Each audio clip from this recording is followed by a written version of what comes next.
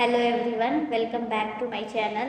तो एग्ज़ाम का बहुत कम ही दिन बचा है, 15 भी या फिर 18 दिन है मुश्किल से।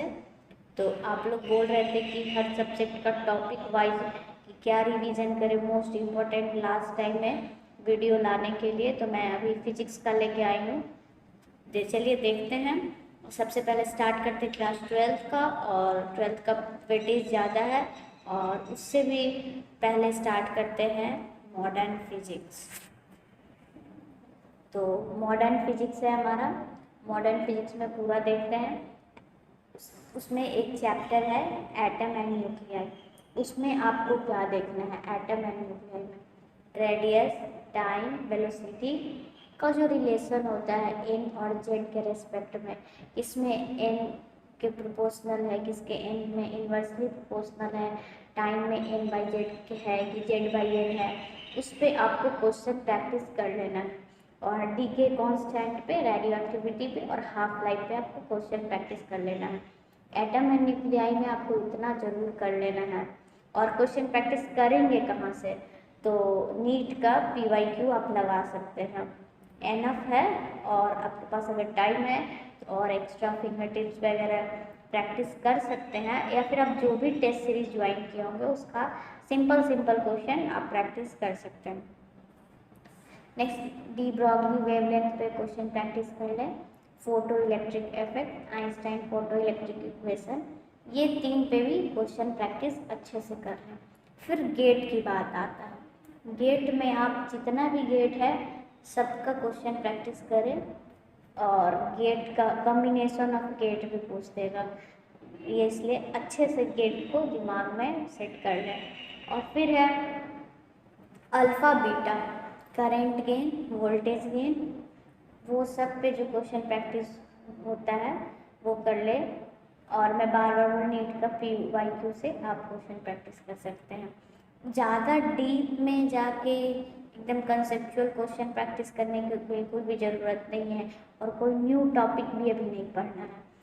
अगर इसमें से आपको कोई टॉपिक नहीं आ रहा है समझ में, आपके लिए न्यू है, तो क्वेश्चन प्रैक्टिस नहीं करें। जो टॉपिक ही आता है वही टॉपिक पे आप क्वेश्चन प्रैक्टिस करें। नेक्स्ट है हमारा मैग्नेटिज्म एंड मैटर चैप्टर।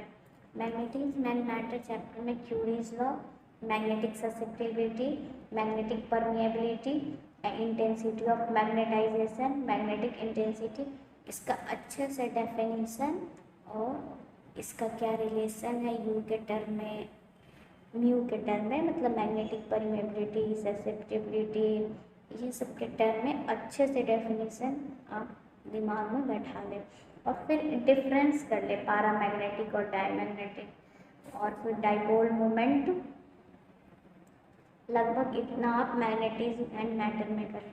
फिर बात करते हैं इलेक्ट्रोस्टैट की। इलेक्ट्रोस्टैट में आप कोलम्स लॉ पे क्वेश्चन प्रैक्टिस कर लें, फ्लक्स या गॉस लॉ पे क्वेश्चन प्रैक्टिस कर लें। फिर बढ़ते हैं इलेक्ट्रोमैग्नेटिक वेव एंड EMI और AC। इसमें क्या क्या करना है? Use of electromagnetic wave, electromagnetic wave का क्या यूज़ है, फिर डिस्प्लेसमेंट करंट, फिर ED करंट, फिर Lenz law, Faraday law, types of circuit, LR circuit, RC circuit, LCR, impedance, इस पे सिंपल सिंपल क्वेश्चन बना लें।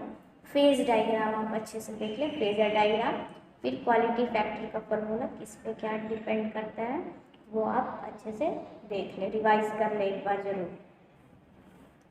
और इतना कर लेने के बाद और नीट का PYQ लगा लें। अगर आपके पास और भी टाइम है तो आप और भी क्वेश्चन प्रैक्टिस कर सकते हैं, लेकिन इतना सिर्फ फार्मूला नहीं याद करें, फार्मूला याद करें और उसके साथ क्वेश्चन प्रैक्टिस कर लें, आपका अच्छा खासा स्कोर हो जाएगा फिजिक्स में।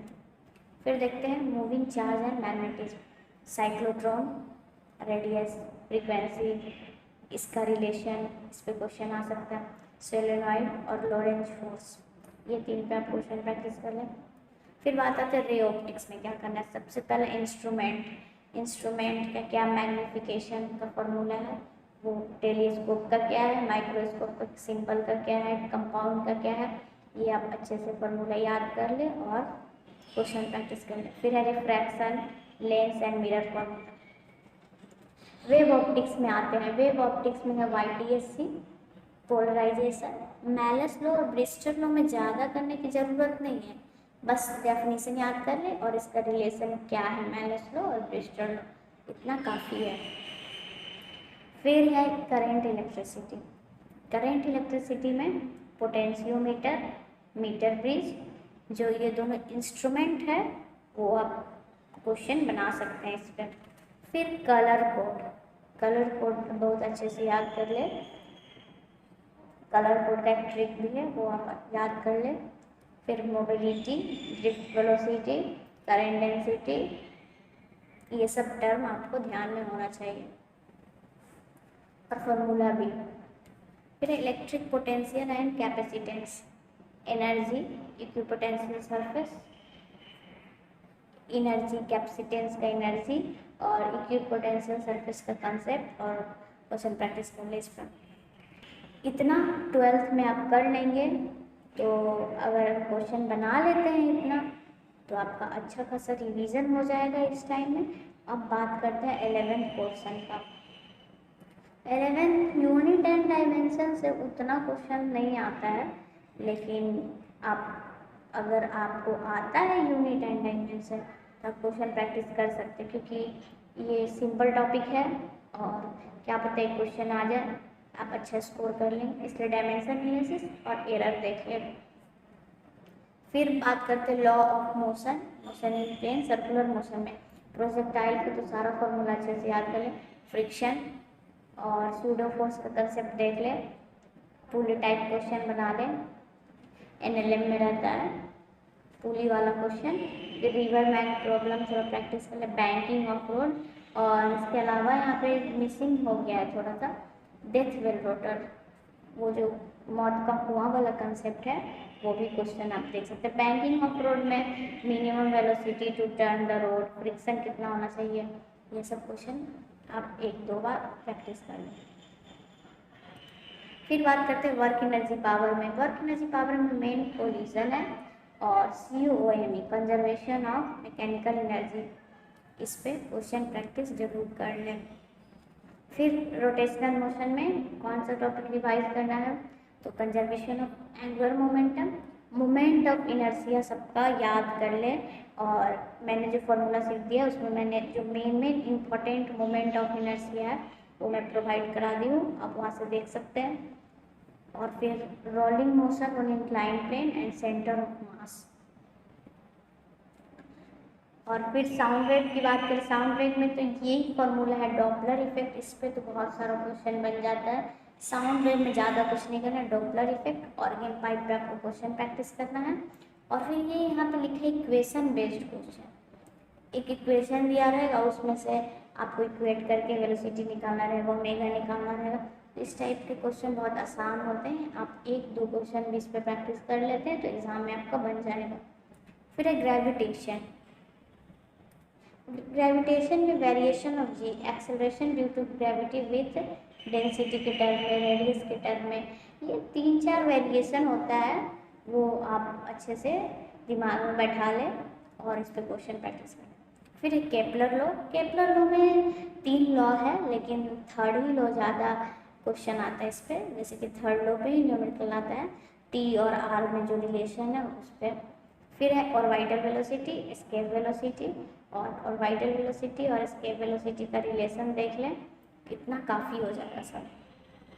नेक्स्ट है हमारा thermal property of matter, principle of calorimetry. इसमें इसी चैप्टर से क्वेश्चन बनने की संभावना ज़्यादा रहती है, इसलिए प्रिंसिपल ऑफ कैलोरीमेट्री से आप अच्छे से क्वेश्चन प्रैक्टिस कर, हीट लॉस और हीट गेन वाला जो कंसेप्ट है वो लगा के आप अच्छे से क्वेश्चन प्रैक्टिस कर सकते हैं। फिर alpha beta gamma expansion, linear areal expansion का जो फॉर्मूला है उस पर क्वेश्चन बना सकते हैं, 1-2 काफ़ी है। और फिर Newton law of cooling, Newton law of cooling भी इम्पॉर्टेंट है। फिर आते हैं सॉलिड चैप्टर की, सॉलिड चैप्टर में क्या क्या पढ़ना है। सॉलिड चैप्टर में हुक्स लॉ देख ले, एनर्जी पर यूनिट वॉल्यूम, इस पे एक क्वेश्चन डायरेक्ट आ जाता है, एनर्जी पर यूनिट वॉल्यूम निकालने का, नहीं तो एनर्जी निकालने का।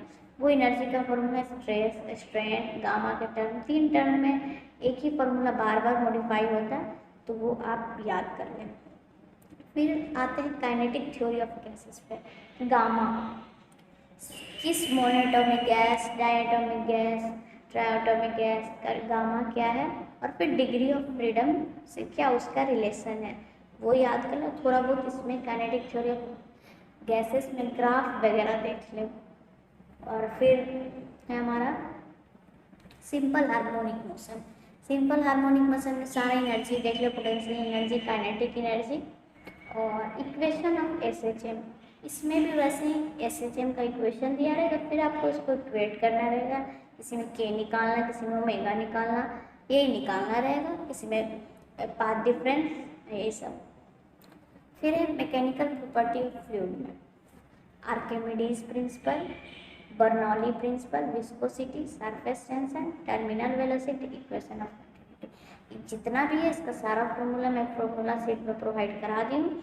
आप फॉर्मूला एक बार अच्छे से याद कर ले और उसके बाद इस पर क्वेश्चन प्रैक्टिस कर ले। क्वेश्चन प्रैक्टिस आप नीट का PYQ लगा सकते क्योंकि इसका PYQ तो मिलता नहीं है। और फिर आपके पास अगर जो भी टेस्ट सीरीज ज्वाइन किए होंगे तो आप उससे आप क्वेश्चन प्रैक्टिस कर सकते हैं।